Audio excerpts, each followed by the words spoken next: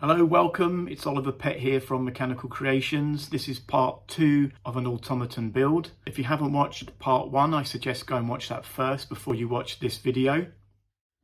Okay, let's start off with the box. I've milled the timber down, made all the appropriate holes and slots. This timber is American cedar. I do like working with this timber. It's really stable. Its only drawback is that it's very soft, so you just have to be a little bit careful when you're working with it. I've got dovetail joints which just fit in snugly so I can work with it. Now I've just made sure that it's square, that's important. These components here are for the bottom part of the box. Because there's a lot going on, rather than just having brass tubing as a bearing, I've actually got proper bearings and they fit snugly into those allocated holes. First of all, I'm going to put the supports in. I have 2 supports going in here. So I have this one which already has its bearings in. Now these bearings are 10 millimeters in diameter and the hole in the wood is 9.9 millimeters. So it gives it a nice snug fit when I push them in. So I know they're not going to come out. And also if you restrict them too much, you actually find that it does affect the bearing. It doesn't roll very well if it's too tight. Also I've got a brass tubing for one of the other components to go through. This is a separate part of it, but it's important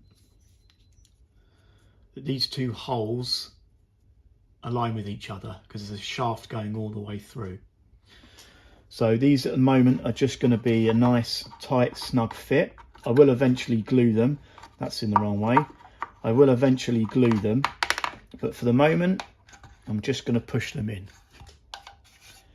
And then this one goes in its slot here. I'm hoping I've got that the right way around. Next support goes at the bottom here, and that has a bearing in it which matches to this hole.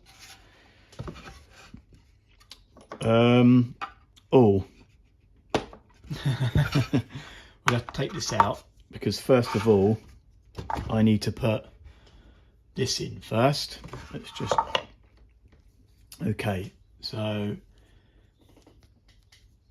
this here is a brass support, it has a flange on it. The original box I made, this was literally just a push fit, so I've designed it now with a flange on it so it can be screwed in. So it's a shaft within a shaft. You can see their bearing, and that is the other bearing on the side here, and that simply pushes in like so. It's just a tight fit, and we can put that all. I should also say in this shaft there's also smaller bearings on either side where I will have this shaft with the spur gear go through. But first of all we need to put this into the box before I can put this support in. So we'll do that. I'm not going to screw it in because it's actually quite a snug fit. So I'm not going to bother doing that at the moment because I know it will have to come out again when I come to varnish and glue up the box. So I can put this in now. We've got this one here. Again, this is for the back, which is screwed in, but we won't put that in yet. We'll put all the components, the cams in first before we put this in. There's 2 spur gears that sit here. So we'll concentrate on the handle where it starts first. This shaft here is 6mm stainless steel, and that goes through the box with this spur gear. There we go, through there, and then that also has a worm gear on it. Right, okay, let's slip that on. Okay, that seems to spin okay. I'm going to leave a slight little gap. What I could really do with is a washer behind there, but I don't have any for that size shaft. But we'll leave a little gap just for it to breathe. I'd like to show you the original one. This is push fitted onto the shaft as well as the spur gear. So you can imagine if I had any problems, trying to remove it was difficult. I'd have to take the whole box apart just to take this out, you know, and if I wanted to take this off of the shaft, I can't anymore. That's such a good fit, it'd be near on impossible. So again, always thinking, how do I assemble it? Right, let's get the back part on here. Let's just turn that around. This spur gear with pinned teeth. There's something else I need to fit on here. So I'm just going to screw this little plate on, and I'm just going to leave it like that for the moment because I know I'm going to be taking that apart a few times. This fits to the worm gear. So as you can see, the teeth are angled. Now I can't do this on my CNC machine. I've had to do a setup on my lathe with a dividing head and cut each of those teeth individually. So there's a little bit more effort that goes into making this gear. The collet extrudes out, and that's to fit this cam. This cam controls the head, and the head is not gravity fed. So it needs something acting on the external part of the follower as well as the internal. This is a great cam. The only problem is I can only make this on the CNC machine. If I make any mistakes with timing, I have to recut a new one. I can't trim this one. But what it does do is it eliminates the spring, which I don't want. This cam acts as either an on or off stage. There's no in-between adjustments that need to be made. So it's actually easily designed. And to be honest, I don't think I'm going to have any problems with this. I've also got slits for screws. So because this fits on the back of this spur gear, I'm able to attach it to the back of here, but I also can adjust the timing if I need to. It also saves me making another collet. So we'll place that on. I'm not going to tighten that up or put any screws in for the moment because it is quite a tight fit. I'm not worried about that at the moment. So I have a shaft here, goes into this part of the bearing here. There's a bit of a gap, but I'm not worried about that. There you go, beautiful. Now we can add the cam follower. So this fits into this hole that's in the box. The roller bearing here, which is made out of nylon. I have just a brass machine screw. This here cam follower is connected to the head, and also it operates the raising of the toothbrush as well. Next cam, this is to engage the clutch, which controls that little movement going back and forth. So this cam engages and disengage the clutch. So that fits in the back here. So essentially this is the timing shaft. It has all the timing elements to it. Now I think I've just messed up because I've got to get this one through, which I've not allowed for. Right, okay, so I've got to take this apart and put this in. Just to show you another component which is going to go into this hole here. Now let's put it back together again. So this is a cam follower for the clutch, little nylon bearing, brass machine screw, screwed in, a little nut. So I don't want to tighten this up completely. So in order to lock it, I'm just using a little nut on the end here. And that goes through here. This was always going to be a little issue, but it hasn't seemed to be. is making sure that this hole here, the shaft here, and the support is lined up with this one, because the shaft goes all the way through both of them, and if they're not aligned, it is not allowed to rotate freely. Okay, I just want to show you how this component works with this one here, which is connected up here. These two mesh together. Okay, I'm going to do a close-up here and just show you how this is going to work. So this part here is engaged into the flat part here. So what it will do, it'll just stop it from moving about. So we'll swivel this around. We'll just start this coming round. It's engaged. Now we see the pins coming up to engage in the gear.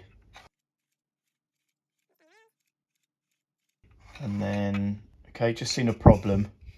We've got one too many pins on the bigger gear, so I need to take that one out. I don't think it will affect it going around though. No, it doesn't, but it doesn't need to be there. Now that's working, I'm happy with that. That was the bit that I was worried about. We can continue and add the rest of the components. Okay, so we've got this bit here. Now originally, I'll show you, because this is one of the things that I changed, and I'll show you the prototype. So originally I made this to box in the gears. Didn't need to be so complicated, so I've just simplified it. So there's probably less work goes into that than building this here. So I've got two bearings in either end. Again, just a nice snug fit. The shaft goes in, and then we have a small spur gear which fits on the end, and there's a little hole there for the Allen key to tighten up the grub screw. Again, on the end of that is this crank, little grub screw to tighten up. Now the reason this is, I mean, I could have made this one component, but when I go to install it, especially the top part of the box, I'll need to be able to have this come apart and put in together again. Now that will go on the end of here. We just need to tighten that up again. You know, it may take a longer time making all these collets and trying to design ways in which to have the thing come apart, but at the end of the day it saves you time, especially when you come to this moment and you put it all together. There we go. Now we add this spur gear. Now this is one that doesn't have a collet, doesn't need to have a collet. This shaft on the end of it is knurled, and then it's pushed into the spur gear. Just gives it a little bit of grip so it won't spin, and so these two bits are as one component. Goes through here, and on the end of that is this pin gear. Tighten this one up so that won't spin, but this can spin. Okay, let's have a closer look. So these spin independently. So that controls the back and forth motion of the toothbrush. That controls the rotation of the toothbrush, and then they come to join at the top bit here. Right, we've got all this part in, so I can just put this support in. It's just a case of screwing it up. And the handle. This is a pinned gear. Now this needs to slide up and down this shaft, but also it has to rotate on that shaft. So what I've done is I have this brass piece of tube which I've machined, and in that I've taken some nylon, some solid nylon. I've mixed up some epoxy adhesive, and I've pushed that nylon into the tube. I've let it set, I've cut it off, and then I've drilled a hole. Also there you can see some slots. Now I've done that using this here. This is a keyway. This sits inside the hole, and to make the slot there you just take this key that has serrated edges on it and it's just pushed all the way through, and I do that for the other side as well.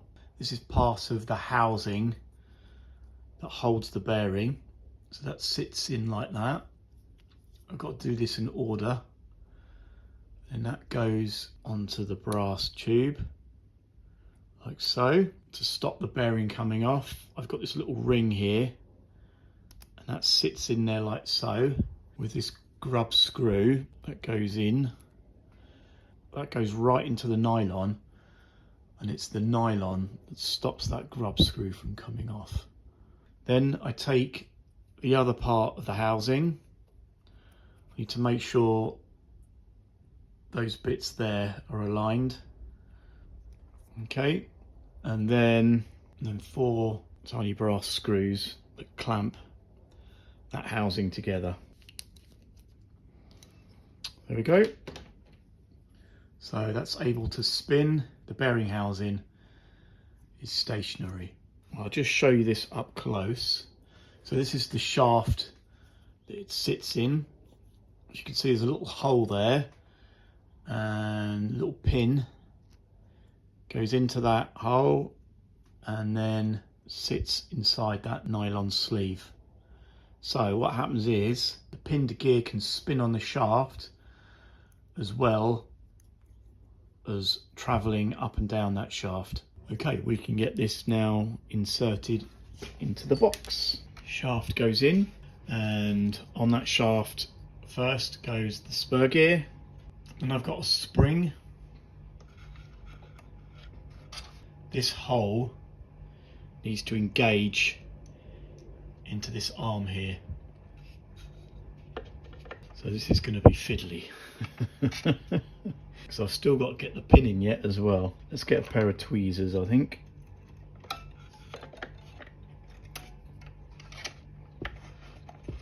Right, I need to somehow get this pin in. There we go. And then hopefully I can push that in. That needs to engage into the other bearing. That's it in. I can feel some resistance there. I don't know what that is. Could be this. We're going to put this component in.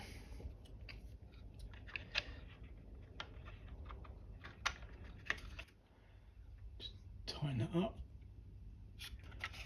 So that cam now operates the clutch.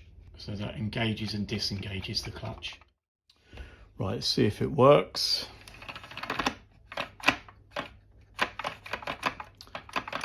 No, I can, something's resisting there. Okay, it's something to do with here. That's the problem. Sometimes you can't see inside the box. I've got a feeling it might be the grub screw.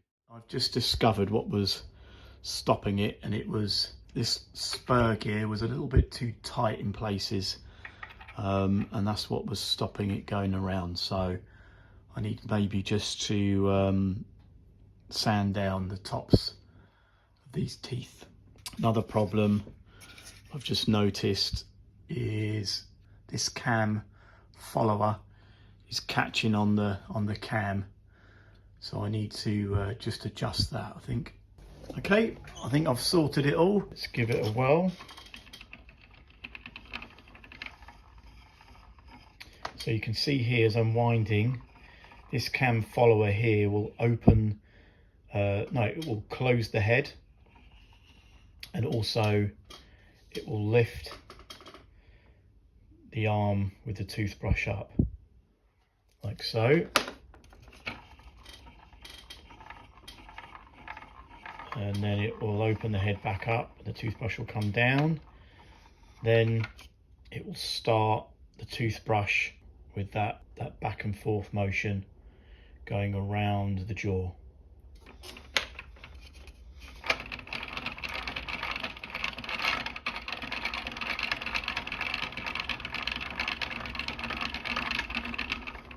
You can see there it's disengaging, and also here it's disengaging, so it stops it, and then the head closes and then it opens back up again and the whole cycle starts again. I do feel there is probably a few little things to iron out, but in general I'm happy. Thanks for watching this video. Join me on part 3 where I'll start to complete the top part of the box.